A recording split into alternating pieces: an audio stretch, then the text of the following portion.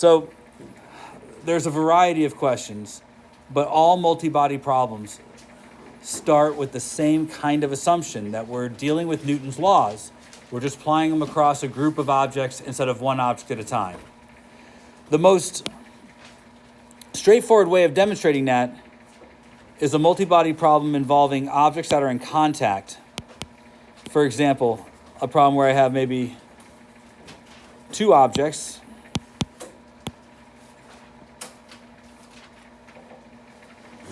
that share a surface in contact, like so. And perhaps they're experiencing a force on one. So we'll say M1 and M2. Now, if you push on one of the boxes, it's likely both boxes will move. You guys got to agree with that? We're going to start problems that are frictionless. You understand that in the future, just adding friction makes a complication to the problem, but doesn't really change it substantially. And to understand how to solve them, you're just adding more forces to your list of forces that are acting on the object. I also want you to understand that this problem is similar to what I would call a train problem. In a train problem, you can have the same two boxes, perhaps. So box 1 and box 2.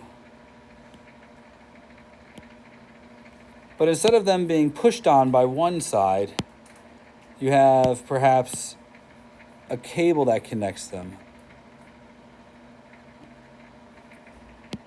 And therefore it's maybe being pulled this way. So a train problem or two boxes side by side, these really constitute the same kind of question. So I want to talk about how you solve these problems, how they are different than what we've done before, but arguably how they're the same. Now, first thing I want to remind you, I just thought, we should stop and think about it. So that's right. You hit the bug hits you, both experience the same force. Who's probably worser for it? Probably the bug. Why? It's more effective, right? The force is more effective on something small than it is on something big. That's what it comes down to. You don't have as big a change in your velocity. The bug probably had a big change in his velocity. So that's what we talk when we talk about Newton's third law. This is the same. So everything that's talked about here is kind of the same kind of thing. So as a procedure goes, most of the procedures you've already learned, but there are a few things that I think you should add to your procedure list. So if you have your procedure list in front of you, it still starts with, do you think it's going to be a first law problem or a second law problem? What do you think? If you don't know, you have to say second law. But I think it's pretty clear that it'd probably be a second law problem here. There's no friction on the table. If I push on it, it's probably going to accelerate. I don't have to know that to be true, but if I don't know the answer to that, then you assume second law. So I think this is going to be a second law problem. Now here's a slight modification to our rules. In the past, I would just say, pick a direction and call it positive, and I gave you some hints on how to choose that direction. I suggested that you make the direction of the acceleration the positive direction. I'm not going to change that, but you can have things that are connected together that move in different directions. We're going to see that on example number 2. But in this one, just set a common direction to be positive. That works for all possibilities. Set a common direction to be positive. If you can, set the acceleration as the direction to be positive. That's still the same. So I'm going to set this direction as the direction to be positive. I think if it's going to accelerate that direction. Similarly, I'm going to set this direction as the direction to be positive. If it accelerates, I think it's going to accelerate that direction. Now, from that point on, this is still the same problem you've done before. Free body diagrams all around. I'm going to skip the up and down version of this. Do you guys understand why I can do that here? If I look at this, there is a normal force on all 4 of these boxes. But am I ever going to use it if there's not friction? No.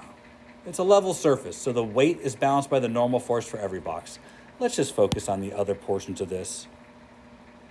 So I'm going to make a dot here for each box, but I'm also going to do so in such a way that I can determine which box is which just by color coding.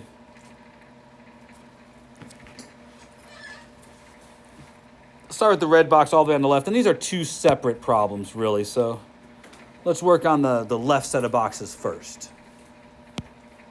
The M1 box is being pushed on by an applied force. Somebody is pushing on the box. So I'm going to draw an arrow to indicate that there's a force this way on that box.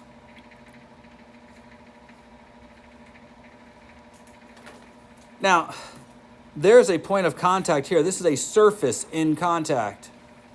So I'm pretty sure the M1 box is experiencing a normal force from the M2 box. This is a force between the two boxes. So I'm going to draw a normal force to the left. Has to be perpendicular to the surfaces in contact. This is the surface in contact, so the force on M1 has to be that way.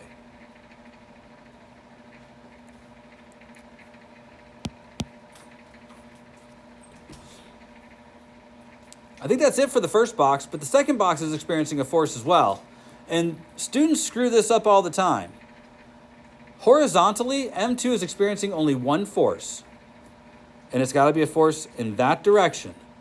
A normal force from the fact that these two boxes are in contact. So I'm going to draw a normal force. But I know more about this force than I'm letting on. These two forces constitute a Newton's third law pair. They are the action-reaction force between the two boxes. Box 1 pushes on box 2 with the same amount of force that box 2 pushes on box 1. That is a Newton's third law pair.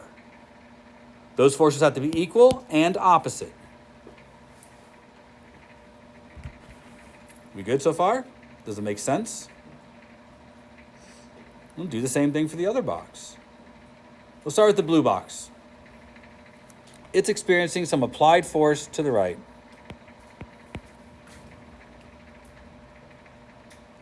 But there's also a string attached to the box that must be pulling in the direction of the string. That's got to be a tension. And that tension has got to be to the left.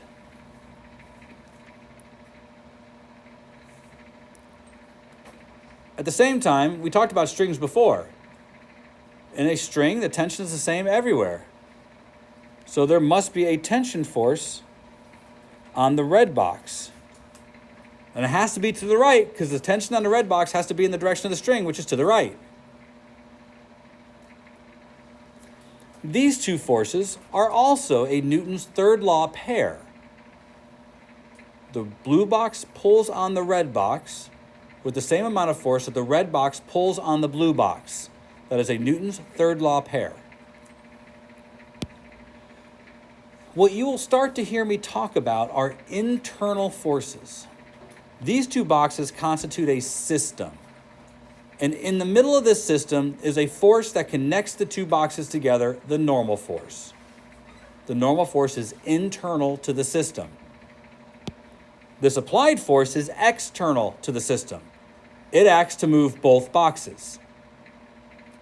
Similarly, the tension over here is an internal force to the system. The boxes constitute a system. The applied force here, this is an external force to the system. It acts to move both boxes. Now, I'm saying that to you. I'm not sure if that's meaning much to you, but I'm going to be saying it a lot to try to get you to differentiate between what's external to the system and what's internal to the system. And if you don't see it right now, it might appear here in a minute. Because at this moment, you know what to do with these diagrams. You know to use your Newton's second law and come up with the relationship that we might be able to use to figure out what's going on in the system. For example, starting back at that first box, starting way at the beginning, I have F minus N equals M1A.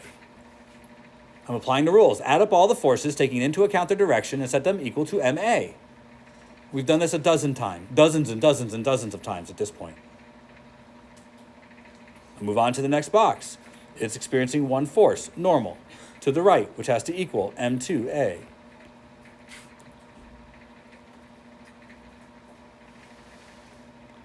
We are at the end of the journey on this problem.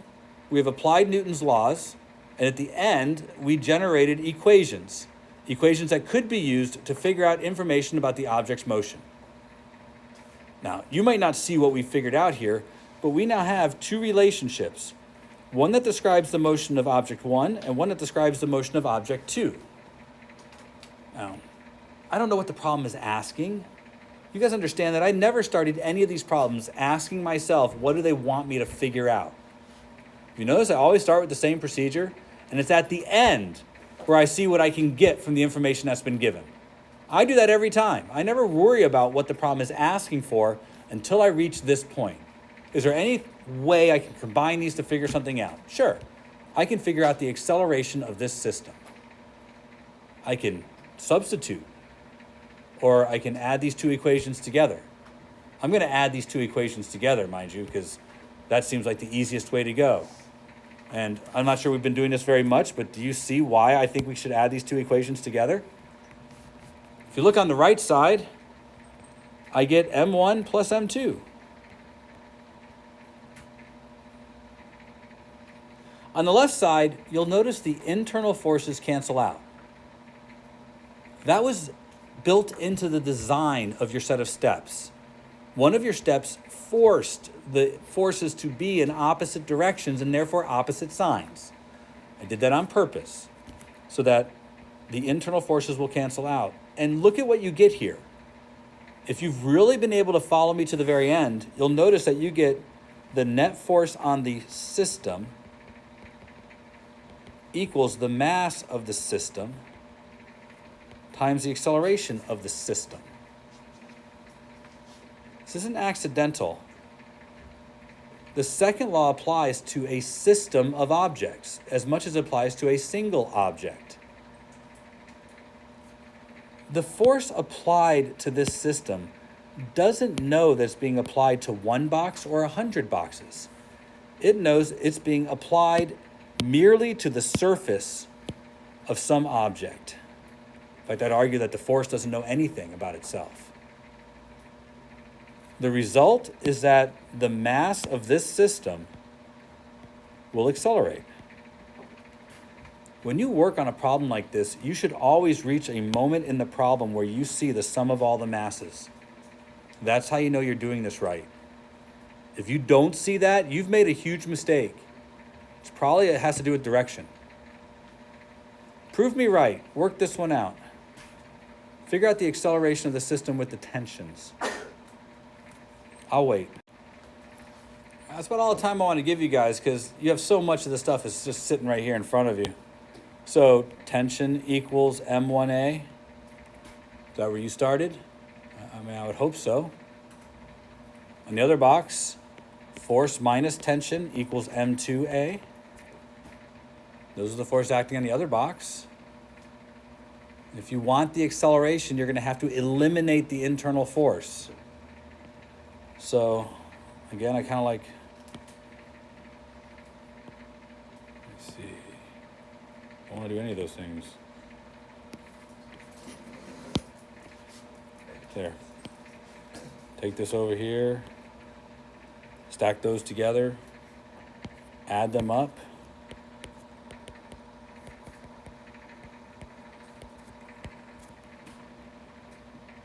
Not a surprise?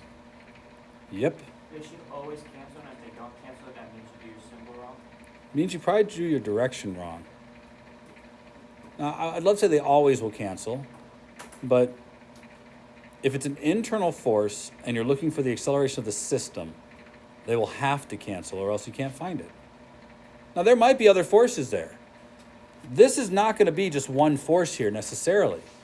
There can be other external forces acting on the system. There can be friction. The whole thing could be on an incline. There's lots of possibilities here. So don't for a moment assume that there's always going to be one force. If I told you that there is a coefficient of friction acting on that surface, well then in both cases, there'd be a force to the left, a frictional force to the left. That frictional force is an external force. There'd be T minus F equals M1A. I'd probably call this friction 1 since it's acting on box 1. And I would have on this other side I'd have F minus T minus F2 equals M2A. If I was careful with my signs and consistent, I'd add these together. The T's will still cancel because they're an internal force, a Newton's third law force, but I'd get F minus friction 1 minus friction 2 equals M1 plus M2A. Now, yes, I would have to go and find out what F1 is. I'd probably have to do the fact that F1 equals mu times the normal force. That's likely going to be mu M1G. I'm looking at lots of substitutions here, but nothing that's outside of what we've done in class already. I'd probably also see F2 is going to equal mu times the normal force, or F2 is going to be equal to mu M2G. I know some of you guys, your head's spinning around right now, but there is nothing all that compelling about this. I'm just laying out my stuff nice and clear. And then I'd probably do all the substitution. F minus mu K M1G minus mu K M2G equals M1 plus M2 all times A. Yeah, I know, that's a lot, isn't it? It's not as much as it appears, though. If you're really paying attention, if you're really following along, do you realize this is going to be F minus mu M1 plus M2 times G? The combined weight of the system causing a combined force of friction. That shouldn't be a surprise. It's as if there was one big box here that had one frictional force acting on it. It's not a surprise. And this could still equal the sum of the masses on this side. When you are done, you should get something that makes sense. And of course, if the surface was slick, mu is 0, and it reduces down to what we have without friction. I promise you, your answers should look as though they make sense. And you should be able to combine them in ways that show you how the boundaries of the system behave. I didn't say this, but you understand that combining them together when there's only two doesn't save you very much work. What if it's 10 boxes in a row? 100 boxes in a row? Knowing you can treat it like one box with 100 masses is definitely a lot easier than having to do 100 different force equations. You understand what I'm saying? Know that you can do some of these substitutions. Know that you could treat it like a system, perhaps to get the acceleration of the system, and then take that and focus on one box. You could do that easily. I'm not going to draw 10 boxes, but I want you to imagine what that problem would look like. I mean, it's in your homework to show you that you can do this in a reduced fashion. Over here. No. All right, so boxes in a row, train problem. But I want to show you all the possibilities today, and there's a set of possibilities you have to see. So I'm going to draw 3 of these possibilities. You should probably kind of sketch them into your notes. It will help.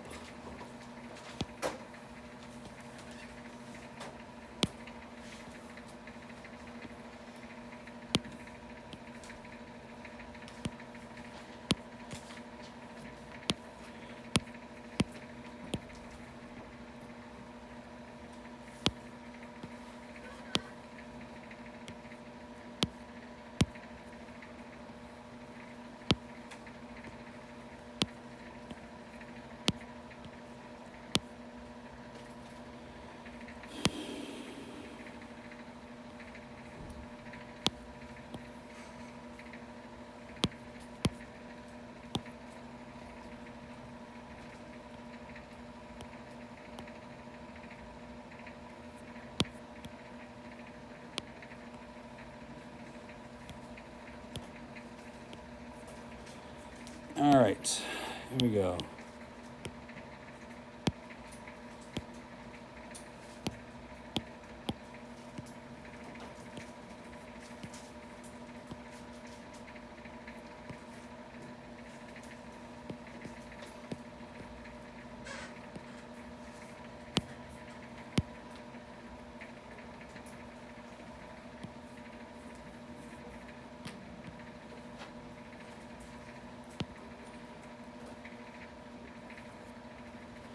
All right, that's the first one.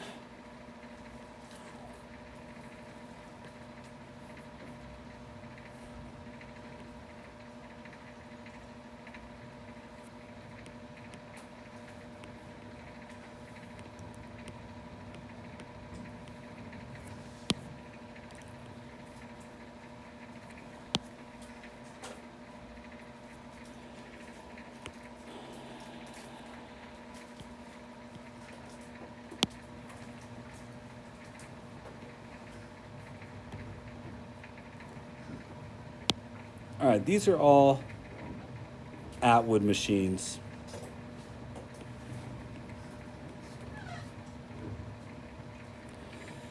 That's what they're referred to, Atwood machines.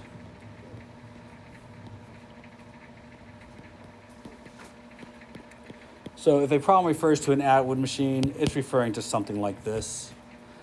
They're all modified except for one of them. So let's talk a little bit about them, and then we're going to choose one of them to kind of go through. The one here with box 1 and box 2 hanging off either side of a pulley is known as an Atwood machine. That is the standard version of an Atwood machine. The others are called modified Atwood machines. Block on a table, block hanging off the side, or block on an incline, block hanging off the side. First, I want you to understand something, that in these Atwood machines, generally you have a pulley involved, and the pulley redirects the force, changes the direction of a force. And an Atwood machine is designed to measure and exaggerate inertia and uses gravity to do so. So in these machines, you can measure the difference between inertial and gravitational mass in a single object. So in many ways, they're kind of nice in that regard, and that's kind of what they're about, exploiting that. But they're usually used in physics problems to see if you have an understanding of the way inertia plays a role in determining the acceleration of a system.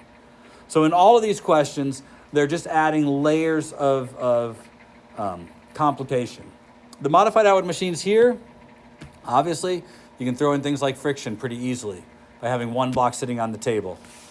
Over here, not only can you add friction, but you can add an inclined plane, something that we know adds a complication on its own. These are all just ways to add in other forces and to get you to start thinking about how an object will behave. There's no difference between solving the problems that are here and the additional set of steps, but there is something I do want to make sure I've at least been very clear about: tension. I said from the beginning so far that tension is the same for all points in a string. That's kind of true. It's not really true. And let me talk about the Atwood machine with respect to this issue. We know that box 1 is experiencing a tension force upwards, and box 2 is experiencing a tension force upwards.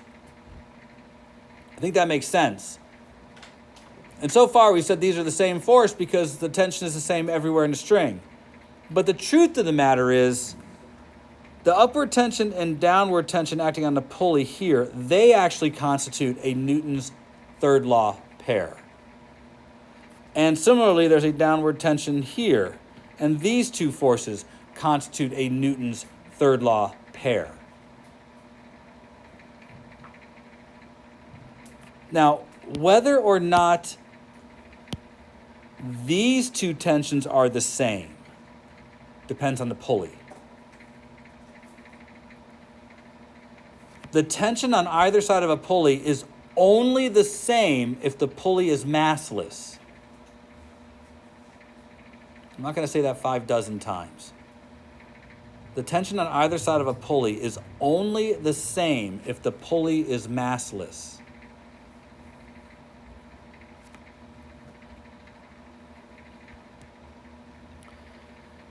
If the pulley has mass, the tensions have to be different so that the pulley can accelerate. We will assume first semester that our pulleys are massless. That's what we'll assume first semester. Unless told differently, the pulley is massless, so the tension is the same on both sides of the pulley. That is not true second semester. Second semester, we'll deal with rotational inertia, and we'll have to come back and redress this. So for this portion of the year, you get to settle down and know that the tension is the same everywhere in the string, but that gets to go away when we come back from the break. Everyone understand? But even now, though, you should know that there's a tension here and here. They're the same. They act on the pulley. There's a tension here and here. They're the same, and they act on the pulley. For our first example, we're going to do the modified Atwood machine question. We're going to treat it just like we treated the last problem, with box 1 and box 2 being M1 and M2. And we're going to talk about what this problem must look like if we want to find the acceleration of the system. So let's do that.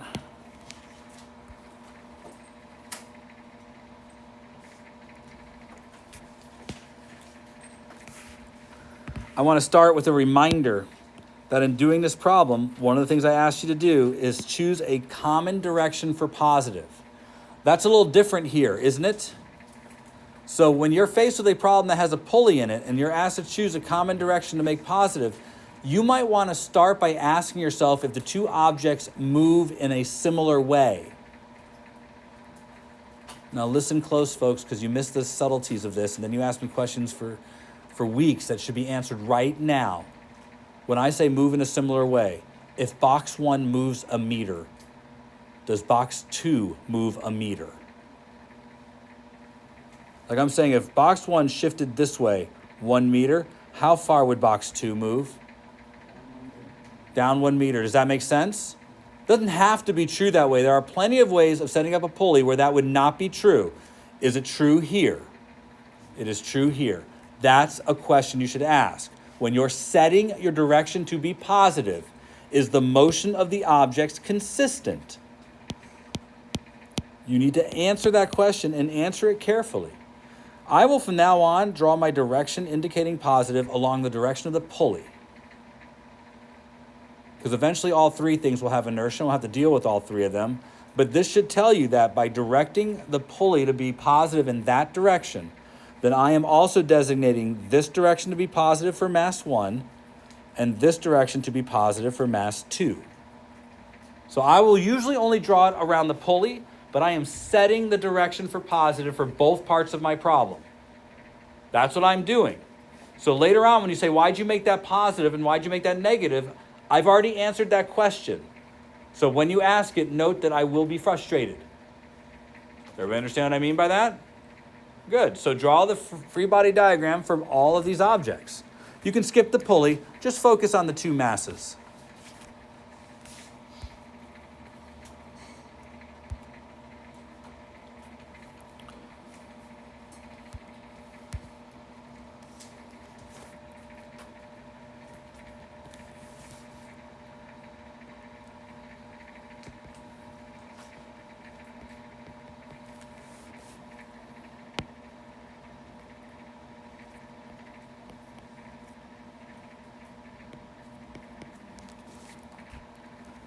It should be done by now.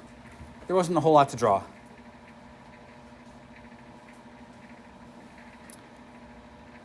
It's at this point in the year where you need to start being more careful about how you draw your tensions and how you draw your weights and how long the arrows are and in what direction you draw them. These were not drawn arbitrarily.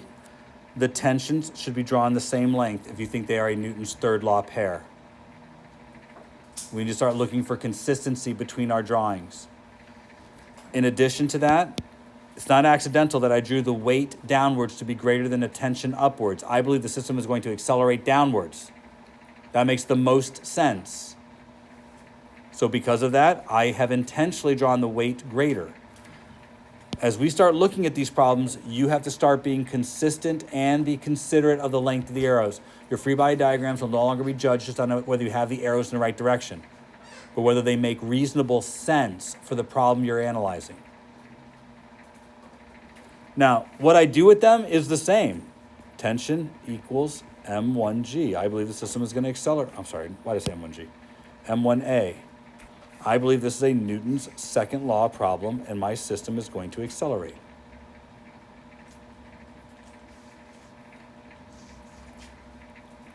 The box that's hanging off the table, similarly, M2G minus tension equals M2A. Here's where you will make mistakes, but I set downwards to be positive on purpose. I made a common direction for positive for both parts of my problem. I want consistency. Now, that's all that Newton's laws can do for you, is generate a couple of relationships, but you could probably do more with those relationships now.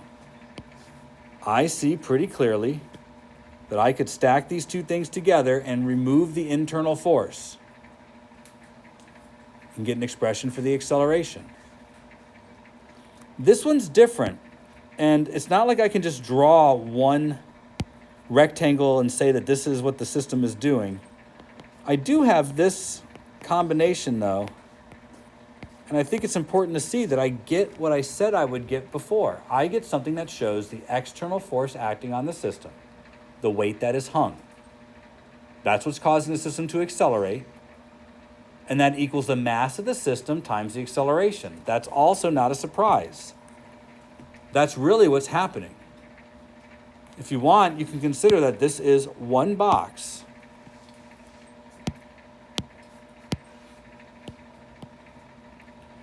It's experiencing a force of m2g this direction.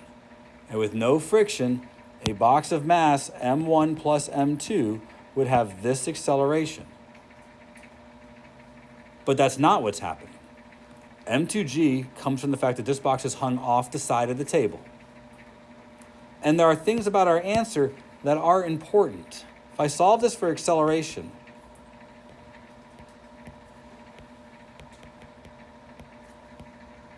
you'll notice you get this ratio in here.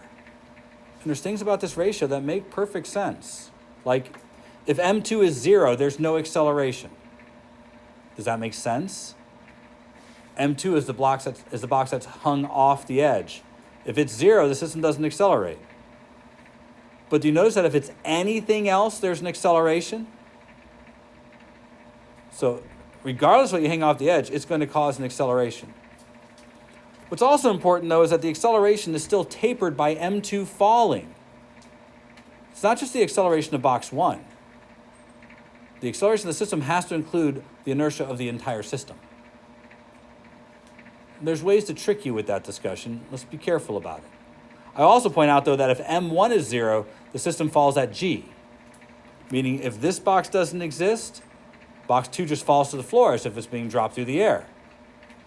But there is no situation in which the acceleration is actually g if the box on the table has any mass at all. These are limits. Now, we have 7 or so minutes left. I think you guys should do this problem. And to make it somewhat simpler, I'm going to give you numbers for it. I want this to be 35 kilograms and this to be 45 kilograms. And I want you to find 3 things. Acceleration of the system for sure. Tension in the cable for sure. But I also want the force on the pulley from the ceiling.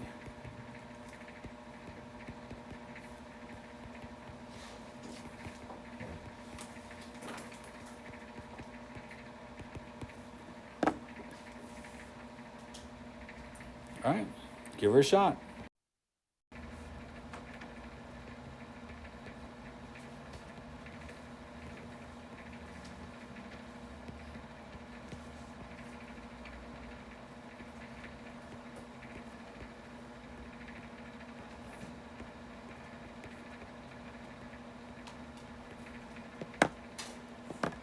Answers are up there in your work. For example, tension up on both of these should be the same. Right, tension is the same everywhere in the cable, but on the box on the right, 450 newtons. Box on the left, 350 newtons. There should be an effort there to make the tension bigger going upwards on this side and the weight bigger going downwards on this side. We think the system is probably going to accelerate in a direction like that. I think that's the direction of the acceleration. So I'm making downwards positive on this side and upwards positive on that side. When I do, I get tension minus 350 equals 35A. That's the red box. Any question about those choices? Bless you. I get 450 minus tension equals 45A. That's the blue box. Any questions? Anything weird here? When I add them together, tensions cancel. That's purposeful. That was in the design. That occurs because we set the direction consistent between both masses. And I get 450 minus 350 equals 80A. The system has a combined mass of 80 kilograms. But I have two forces pulling in opposite directions. 450 in one direction, 350 in the other. I should see that too. Which gives me 100 equals 80A, or A equals 1.25 meters per second squared, the acceleration of the system. Now, if you want to find one of the tensions, just put it back into either one of these. In fact, put it back into both. Check your work. It has to be the same answer. Now, I want you to think about this because I've done all the work already. This is the answer for the tension, guaranteed. The pulley is experiencing two forces down, tension and tension on either side, and a single force up from the ceiling. The pulley doesn't go anywhere, so the net force on the pulley is 0. 800 newtons of mass have been hung off the pulley, but the ceiling is only pulling up with 787.5 newtons of force. You should figure out why that is true. You should come up with a sentence that explains that tonight.